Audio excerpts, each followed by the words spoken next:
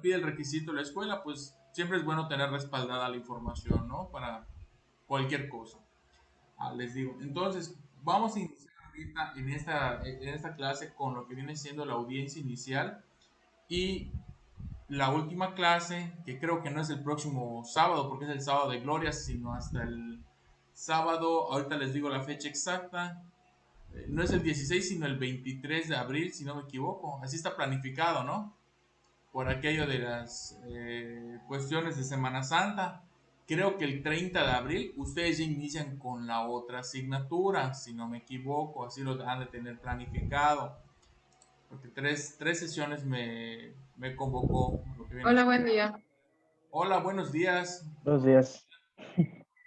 El caso está en que vamos a hablar de audiencia inicial, posteriormente vamos a hablar de la investigación en un sentido profundo. ¿Por qué ese orden? No porque quiera ahí meter confusión o porque me gusta revolver las cosas. De hecho, existe estipulado en el Código Nacional, porque les decía, la audiencia inicial forma parte de la etapa de investigación, la vinculación a proceso, las medidas cautelares, forman parte de la etapa de investigación. Entonces, cuando lleguemos a, terminemos la clase de hoy con la etapa de vinculación a proceso y entremos en la investigación, vamos a ver que los actos de investigación, las medidas de aseguramiento, los actos de investigación que necesitan intervención del Poder Judicial, pues se pueden aplicar en la inicial y en la complementaria, no hay mayor complicación. Vamos a ver también lo que son los actos de investigación, registro de cadena de custodia, aseguramiento de bienes y por último lo que viene siendo los medios probatorios, eso ya lo verían ustedes en el siguiente cuatrimestre. Ya saben ustedes qué materias van a ver el siguiente cuatrimestre, ¿verdad?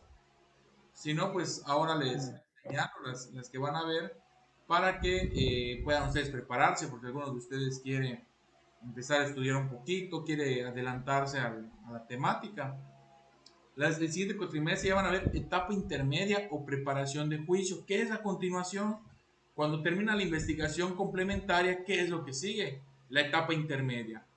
Termina el plazo de investigación complementaria, el Ministerio Público tiene que solicitar la apertura de la etapa intermedia ante el juez de control, mediante qué necesariamente, mediante el escrito de la formulación de la acusación, y allí tiene que dar fe del descubrimiento probatorio, señalar cuáles son las pruebas que va a llevar a juicio, y de ese escrito también se da vista a la defensa, al imputado, a todas las partes. No es una contestación a la acusación, como algunos tratadistas llaman, es un escrito de manifestaciones, es el derecho de réplica que tiene la defensa, igual para hacer su descubrimiento probatorio. Y pues ya después de esa materia van a haber medios probatorios en materia penal. Esa materia está preciosa, se las debe dar la maestra Lupita Turriza. Los medios probatorios van a analizar todos y cada uno en lo individual, las testimoniales, las periciales, las documentales, cómo es la legalidad, requisitos de legalidad, de ilegalidad.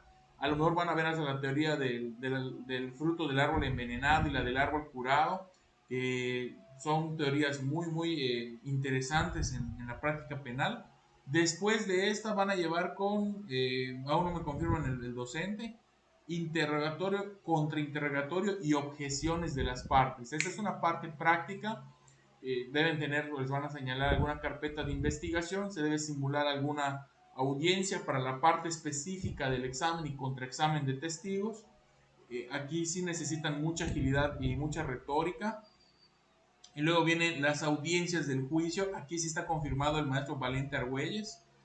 Las audiencias de juicio van a volver a ver la etapa de la audiencia inicial, la etapa intermedia, la del fallo, y tal vez el maestro pueda llevarles tal vez la de la apelación, ¿no? Mostrarles cómo se lleva. Entonces, este cuatrimestre ya se vuelve mucho más práctico, ya están ustedes entrando en la zona de peligro, en la zona de ejercicio meramente dicho, así que vamos a darle con todo. ¿Qué es la competencia jurisdiccional? No podemos hablar de la etapa de control o de vinculación de proceso si aún no entendemos o no logramos ubicar bien a nuestros jueces nuestros tribunales que van a intervenir durante el proceso jurisdiccional, ¿correcto? Hemos hablado mucho del juez de control, su nombre ha salido a relucir durante varias clases, me imagino que durante toda la maestría, pero ¿qué es un juez de control? ¿Qué es lo que va a hacer? El juez de control va a dictar sentencias. ¿En qué supuestos? Y vamos a especificar a cada uno de ellos y comenzamos precisamente con el juez de control. Él es un juez solitario, no es un cuerpo colegiado, no hay un cuerpo, eh, como les dije, compuesto por más personas que tengan que discutir para llegar a una decisión. El juez de control tiene la necesidad o es necesaria su labor para conducir la investigación, ¿sí? Tiene que verificar que la investigación se lleve de manera legal, de manera imparcial, porque antes teníamos que el Ministerio Público en el sistema mixto era autoridad investigadora y también era autoridad dentro del juicio. Entonces no había una igualdad entre las partes.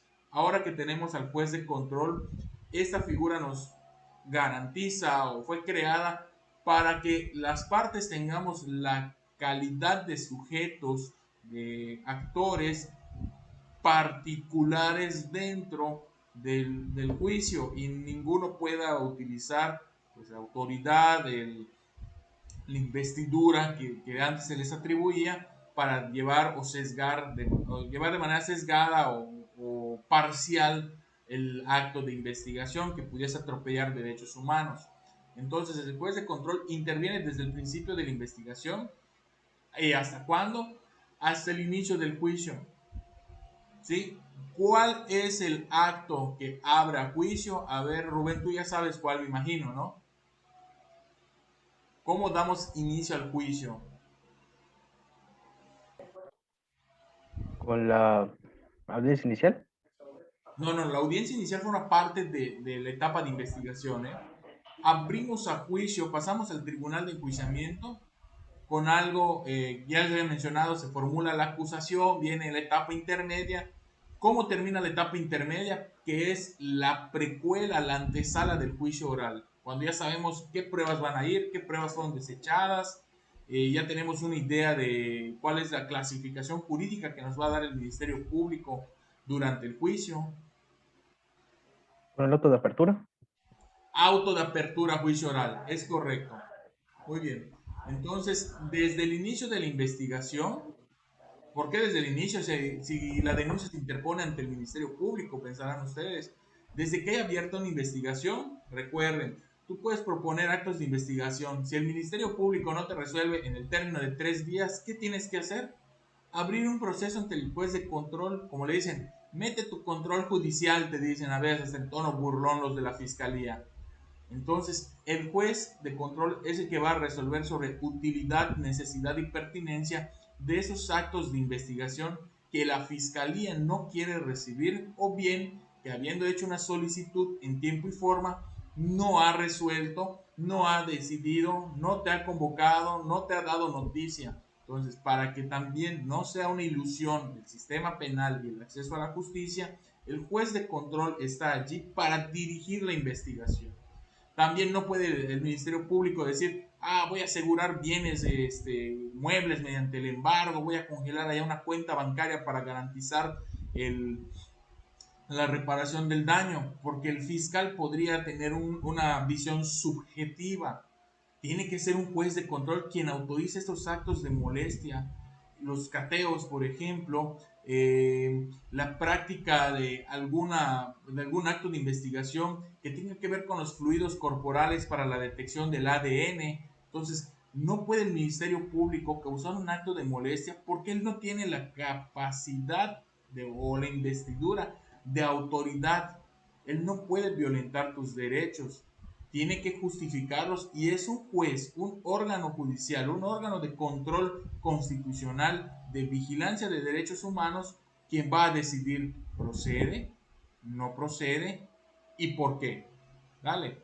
Entonces, interviene desde el principio y hasta el final, hasta el inicio del juicio o el final de la etapa intermedia y entre sus funciones está pues lo relacionado con la legalidad en la detención, que es en la audiencia inicial.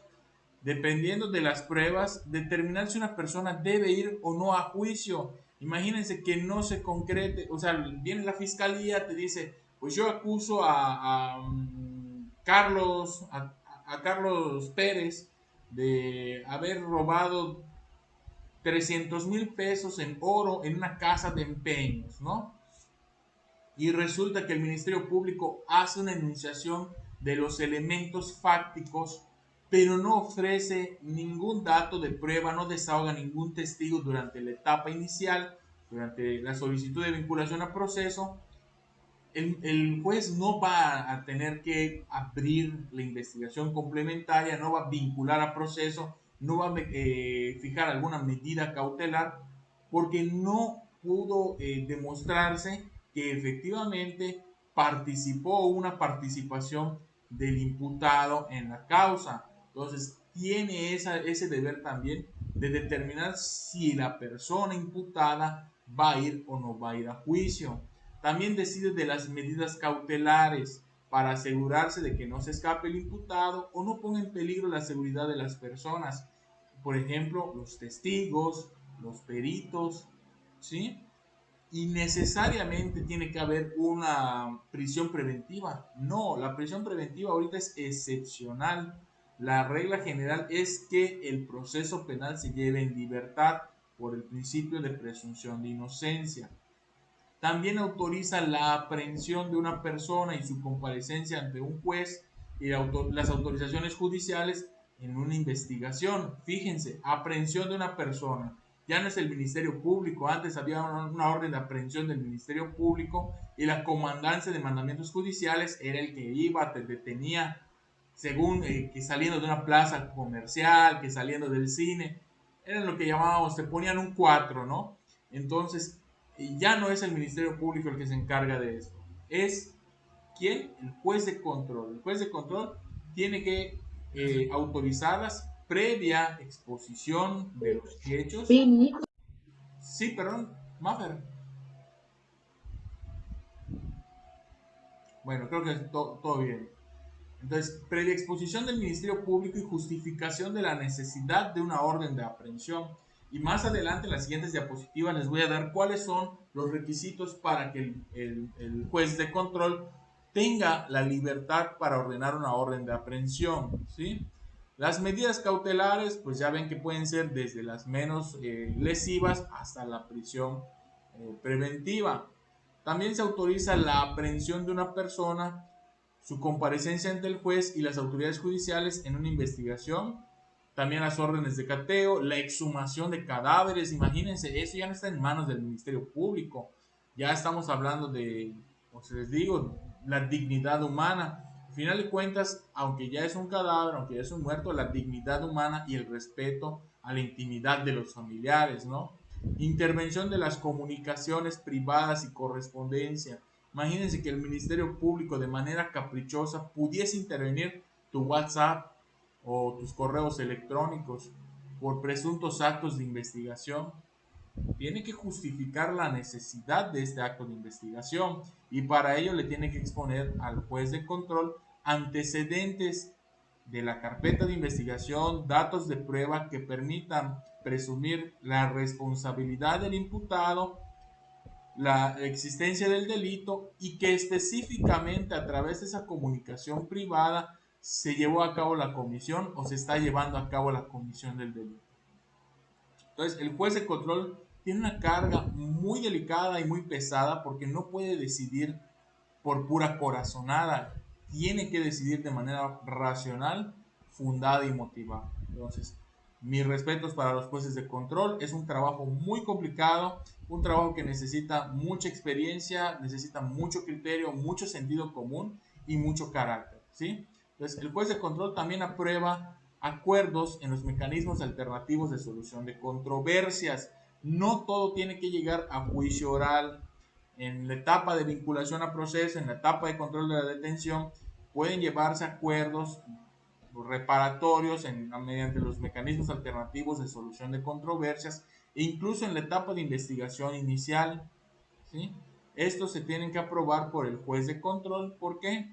para saber si efectivamente hubo una reparación del daño, se cumplieron ciertos requisitos de legalidad en el acuerdo, no hay cláusulas violatorias de esas cláusulas en las que una persona se compromete o se restringe en cuanto a sus derechos fundamentales, ¿no? Por ejemplo, yo renuncio al derecho a solicitar pensión alimenticia a partir del día siguiente, ¿no? Pues es un derecho irrenunciable. Entonces, por eso necesitamos también intervención del juez de control. Luego pasamos a nuestro siguiente órgano jurisdiccional. Este es nada más y nada menos que nuestro querido Tribunal de Enjuiciamiento. ¿Sí? El Tribunal de Enjuiciamiento se puede conformar por uno o por tres jueces. ¿Dónde vemos esta diferencia? En el fuero común sí son tres jueces.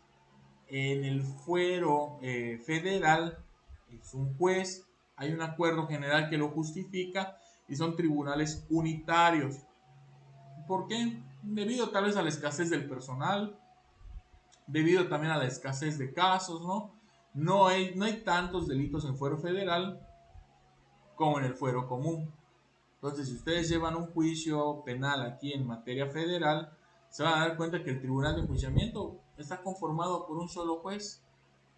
Y la verdad, la dinámica que hay en fuero común, así como hay en fuero federal, es idéntica. O sea, las etapas del proceso se llevan de manera idéntica.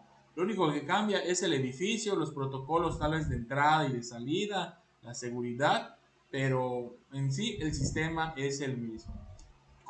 Tengo muchos conocidos, tengo muchos amigos que han llevado ya alguna audiencia en fuero común, ya se sienten cómodos, pero cuando les dicen que tienen una audiencia en el fuero federal, como que les da nervios, les entra el pánico, pues chispas, es un juez del distrito, es un caso pues un poco más impactante porque es un juicio federal, pero sepan ustedes que la calidad humana y también la neutralidad que hay, yo he tenido muy buenas experiencias en los juzgados federales. Así que más que sentirse intimidados, es saber que un entrenamiento del Poder Judicial de la Federación para tratar con dignidad al imputado y a los demás actores, así que nunca se vayan a sentir temerosos. El que tiene miedo es normal, puede ser que sea pánico escénico, puede ser que sea tu primera audiencia con ese juez, que el juez tenga una reputación pues muy severa, o tal vez la falta de experiencia, ¿no? Pero el estudio de la carpeta, la comprensión del Código Nacional, eso siempre les va a dar la pauta para hacer un buen papel. Entonces, se integra por uno o tres jueces, es responsable de llevar el juicio y de dictar la sentencia, ¿sí? A las sentencias le dicen fallo, ¿no? Te citan para la audiencia de fallo. Puede ser un fallo condenatorio o un fallo absolutorio. Entre sus atribuciones pueden citar a las partes a la audiencia de juicio, presidir el debate, decretar recesos, suspender la audiencia si es necesario, ordenar los aplazamientos que se requieran, y este tribunal debe presenciar directamente lo que los testigos y peritos tengan que manifestar para poder emitir una sentencia. ¿Sí? Este principio, ¿cómo se llamaba? ¿Te acuerdas, Maffer?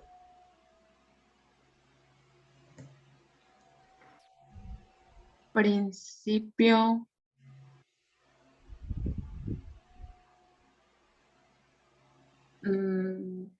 continuidad. Continuidad. A ver, ¿tú qué opinas, Rubén?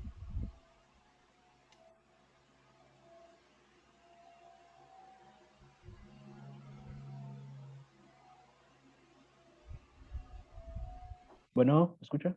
Sí, sí, te escucho. ¿Podría repetirlo, por favor? ¿Cómo se llama este principio del derecho penal el que está reflejado aquí en este párrafo? Es un principio del derecho del sistema penal actual.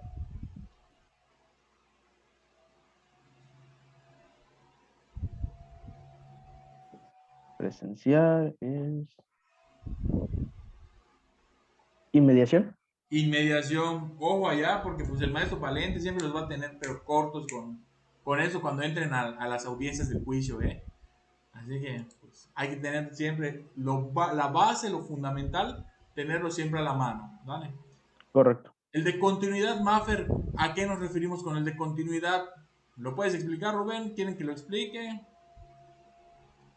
A Bueno, ver, estoy viendo que es a la interrupción del proceso, ¿no? el proceso sin interrupciones, bueno, sí, O días sin interrupciones. en cierto modo sí, pero se refiere a que no te puedes brincar etapas del procedimiento.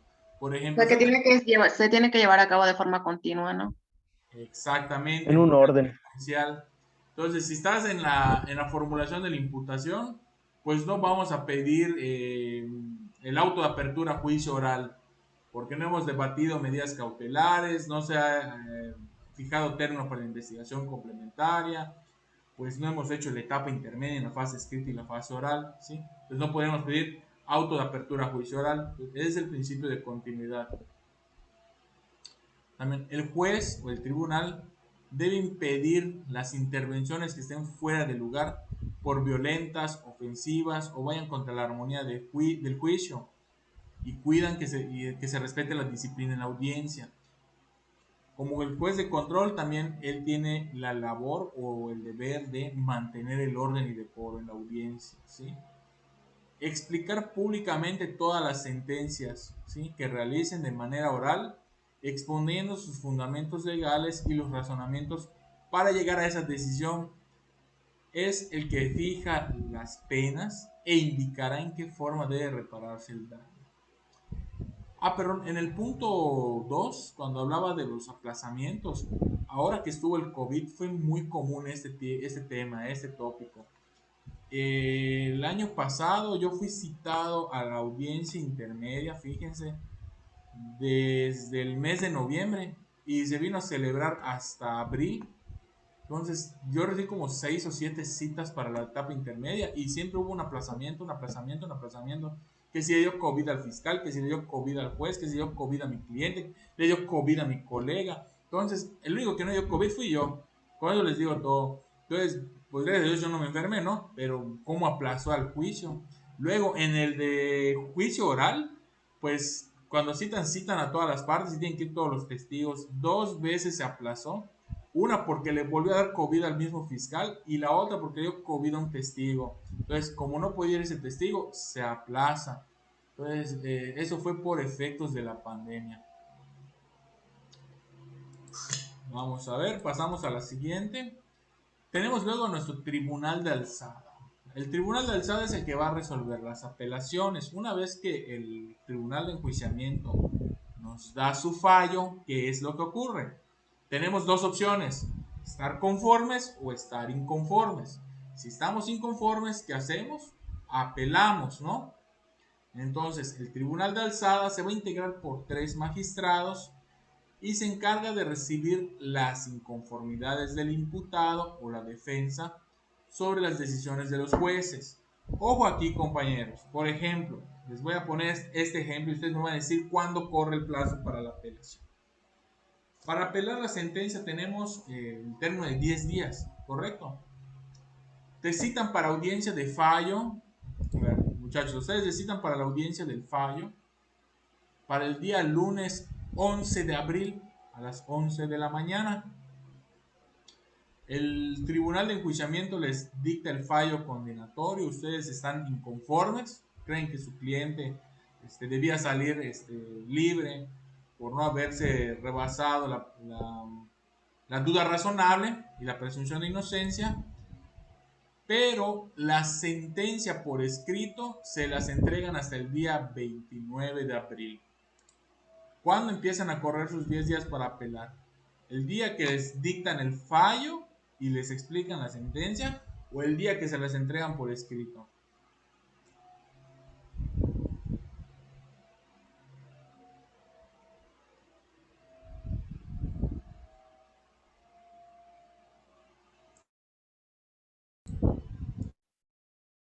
Mm, el día que se entrega por escrito, o sea, yo opino que es ese día. ¿Por qué? ¿Por qué piensas que sería así? Pues porque, bueno, en primera, porque pues ese día es cuando tú estás presentando, digamos, el motivo del por qué se le va a sentenciar a esa persona, o por qué se le va, digamos, a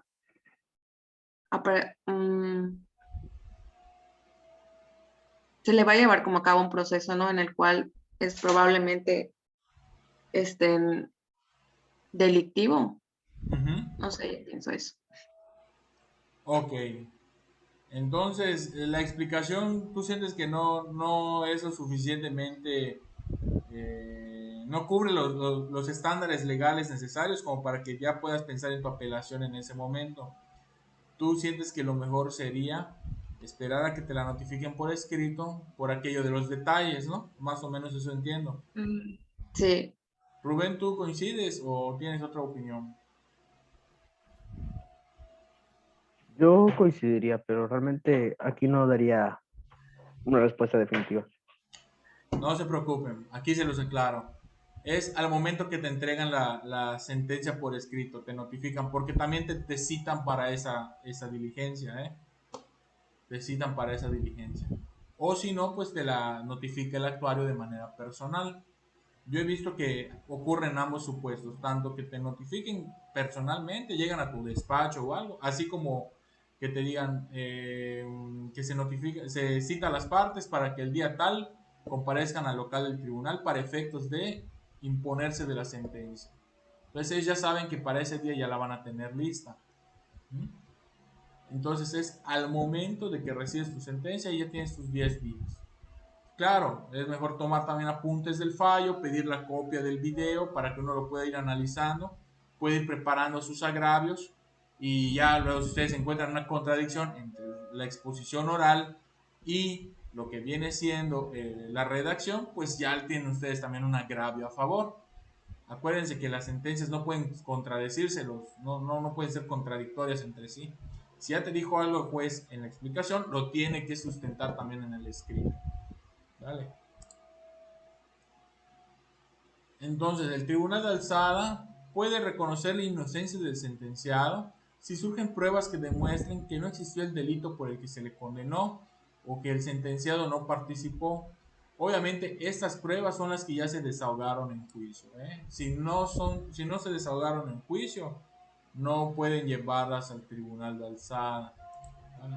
Salvo que surgiese por allá una prueba superveniente después de que tienes allá una sentencia, como en la película Pepe el Toro, ¿no? Que ya estaba ahí Pepe el Toro en la cárcel y luego surge el otro maleante que dice, Pepe el Toro es inocente, yo maté a esa persona, Pepe el Toro. Bueno, pues de todas maneras ya el propio órgano jurisdiccional debería decretarte la libertad si es que surge otro responsable por el delito que sí se le reconoce su participación y te expía, pero bueno, eso digamos que es más tipo Rosa de Guadalupe, ¿no? Puede anular una sentencia, claro que la puede anular, cuando ya se ha condenado a la persona por el mismo hecho delictivo. Si, o sea, primero te dictan un, eh, un- es condenatoria y absolutoria, te absuelven y pues el Ministerio Público siguió investigando por el mismo hecho y te vuelve a imputar, pero ya en otro estado, ¿no? Porque la víctima era de Veracruz, por así decirlo. Pero si tú ya tienes una sentencia absolutoria de Yucatán por esa misma persona, ese mismo acto, pues no deberían condenarte, porque ya fuiste juzgado una vez, no hay una garantía de doble enjuiciamiento, el doble enjuiciamiento está prohibido a nivel estatal y a nivel nacional, ¿sí? Entonces también te pueden absolver si se elimina la ley que te condenó. No se ha dado esa situación, ¿no? Aunque ahorita quieren nulificar o quieren derogar lo que viene siendo el delito de injurias y calumnias. ¿Por qué será que lo quieren sacar del Código Penal? Yo siento que fue o es más por motivos políticos. El debate o el tema central que se ha dado para presentar esta propuesta en el Congreso del Estado es que durante las etapas electorales muchas personas empiezan a lanzar acusaciones a candidatos o a gente que milita en los partidos políticos y son acusaciones que no tienen un sustento, que por lo general solamente crean una carga de trabajo excesiva en el Ministerio Público y nunca se judicializan. Además que la pena que te establece el Código Penal, pues tampoco es de relevancia social, pues quieren eliminarlo. Yo creo que es más allá por una carta libre, ¿no? Para empezar a atacarse en lo personal y hacer campañas sucias, ¿no? Sin que tengan que estar yendo al Ministerio Público a cada rato. Entonces, esa sería una situación en la que se elimina una ley y te modifiquen la pena, ¿no? Y siempre te van a aplicar la más favorable. Esta es una excepción a qué principio. ¿Se acuerdan cuál es el principio? Principio de retroactividad de la ley. De retroactividad en perjuicio. Efectivamente, no te pueden aplicar una ley moderna a un hecho anterior, porque la ley es irretroactiva, salvo que sea benéfica en este caso, para el procesado. ¿Cuál De fue el relación a un concepto, delito, por profe? ejemplo. Retroactividad. A ver, perdón, ¿Cuál fue el concepto? ¿cuál es el principio de retroactividad? Ajá, no, nada más era eso de que, ¿cuál era el concepto? Pero estoy. Ok, a ninguna persona se le puede dar o se le puede aplicar una ley en efecto retroactivo, es decir, una ley nueva no se puede aplicar para actos anteriores a su promulgación, salvo que sea benéfica para la población, para la ciudadanía, o en este caso, en materia penal, para el sentenciado, no para el imputado, porque el imputado ya tuvo, digamos, su beneficio, pero para el sentenciado sí. Por ejemplo, imagínense que ahorita en este acto, en este momento, crearan una ley para sancionar a las personas que alguna vez tuvieron, ¿qué les puedo decir? Una moda del pasado, ¿no? Para la gente que use pantalones cholos, ya no se usan los cholos, ¿no? Tal vez alguna persona aún tenga arraigada ese tipo de modas, porque pues cada quien elige, ¿no? De la moda lo que te acomoda. Pero digamos que Rubén cuando estaba en la secundaria, pues usaba sus pantalones anchos, caídos, ¿no? Mostrando, como dicen, el calzoncillo. Y pues se filtra una foto allá en las redes sociales, ¿no? Como de algún amigo y que los viejos tiempos, mi querido amigo, cómo nos veíamos, que no sé qué. Y ya sabes, empiezan a comentar, qué oso, cómo pudiste, que por acá. Pero lo llega a ver el Ministerio Público y diga, oye, Rubén usó pantalones cholos hace 20 años, ¿no? Vamos a meterlo a la cárcel, hace 15 años, ¡pum! Pues no, porque le estarían dando efecto retroactivo a una ley. En ese momento no era ilegal. ¿Mm? Como el uso del cinturón de seguridad, que hasta hace unos 10 años, 12 años se volvió obligatorio. Pero pues imagínense una foto de sus papás conduciendo sin el cinturón, no podrías aplicarles una multa en ese sentido. En ese momento no era obligatorio. Cosa distinta, que alguno de ustedes haya sido procesado o algún conocido suyo de ustedes haya sido procesado por el de calumnias, el delito de injurias, y luego sale la reforma que les digo, que dicen, se elimina el delito de injurias y calumnias, se deroga. ¿Qué harían con su compañero que está privado de la libertad? Pues sale inmediatamente porque ya no existe el delito. Ellos no van a decir, oye, pero me estás aplicando de manera retroactiva una ley nueva. Él fue sentenciado cuando existía el delito y tiene que cumplir su pena. Siempre está cumpliendo la pena de algo que ya no existe. Entonces, como es benéfica, vas para afuera. No sé si quedó claro, más o menos. Sí, profe, gracias. Ok. Profe, antes de que continúe, acabo de ver el grupo de WhatsApp y comenta Sai que no se va a poder conectar es que tiene una reunión de trabajo a las 9:30 por vía Zoom igual, con los de su Ah, trabajo. Tiene una reunión y comenta que cuando termine su reunión se conecta de inmediato a la clase. correcto, no pasa nada.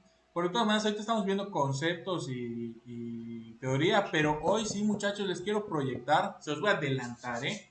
Les voy a Ok, proyectar una audiencia inicial, obviamente hasta antes de que el juez decida sobre la vinculación o la no vinculación al proceso, ¿sí? Después de que analicemos, ustedes me van a decir si hay elementos para vincular, si no hay elementos para vincular, cómo resolverían y por qué tendrían esta decisión, ¿eh? Ya decidiríamos si lo vamos a hacer formados en equipos o cada uno formula su propio criterio, como ustedes se sientan, ¿eh? Eso ya lo debatiríamos. Lo que sí, es un poquito de paciencia porque la audiencia lleva casi una hora, ¿eh? Pero van a ver toda una audiencia inicial, desde el control de la detención hasta lo que viene siendo la vinculación al proceso. De hecho, se va a dividir en dos partes, porque un día fue el control de la detención y el imputado pide la ampliación del término constitucional para resolver su situación jurídica, y en la segunda parte está la resolución de la situación jurídica. Obviamente voy a quitar la paja que hay allá en la audiencia para optimizar el tiempo. Así que pues espero que ese ejercicio vaya a ser de su agrado. Es una manera de que ustedes también tengan contacto con ese tipo de audiencias. Porque pues somos pocos en la clase, sería muy complicado simular una entre nosotros. Pero podemos intentarlo también, ¿no? Ok, Bueno, profe. nos quedan 3 minutos aproximadamente. Vamos a ver la competencia del jurisdiccional en el juez de ejecución. Chavos, cuando se pause la conexión, nada, les voy a pedir si me pudiesen obsequiar 30 minutitos, porque voy a tener que atender una situación del colegio, de la parte administrativa. Me pidió el maestro Juan Carlos que yo lo apoye con la redacción de un escrito, ¿no? Yo creo que me tomará 15 minutos enviarlo, pero en lo que le llamo y le explico los parámetros, pues para poder hacer las cosas de manera prudente, ¿no? Para no hacerles ni esperar a ustedes, y pues también para hacer la redacción que me encomiendan, pues de una manera profesional, ¿no? Para no estar en ambas cosas. Ustedes me pueden obsequiar esos 30 minutos, yo se los voy a agradecer eternamente. Pues continuamos. Entonces, el juez de ejecución, ¿qué es lo que hace? Él va a supervisar que la sentencia se cumpla, ¿sí? En donde, ya sea en los centros penitenciarios, en los nosocomios, en los hospitales psiquiátricos o en las medidas de seguridad que pongan. Ya ven que para los enfermos terminales, en el caso de menores, en el caso de gente que tiene algún cuidado especial, puede que la privación de la libertad sea en un lugar distinto a un centro penitenciario, ¿sí? Y que este ingreso o esta ejecución de la sanción pues sea con apego a qué, a la ley y a los derechos humanos. Que en la práctica los centros penitenciarios tenemos un debate de si se logra o no la reinserción social. Pues bueno, eso ya sería materia de derecho penitenciario, que no es el caso en lo que nos ocupa. Entonces, antes el Poder Judicial no tenía la responsabilidad sobre esto, sobre la ejecución de las sanciones. ¿Quién se encargaba? El Cerezo. El director del Cerezo se encargaba de darte tu plan de trabajo, tu plan de actividades de reinserción, y él sabía si cumplías o no.